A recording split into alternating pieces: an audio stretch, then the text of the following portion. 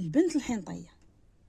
البنت الحنطيه زيد لك فالك بالودع والورد والحنه، ونشوفها لك شنو طلع فيها البنت الحنطيه. البنت الحنطيه كتحاولي البنت الحنطيه تصلحي علاقه ما بينك وبين الشريك ديالك او الاهل ديالك او الحبيب ديالك او الزوج ديالك. هناك طاقه انفصال البنت الحنطيه، اما انت كتحاولي تصلحيها مع شخص معين، او انك كتحاولي تعملي مشروع عزيز عليك وعلى نفسك.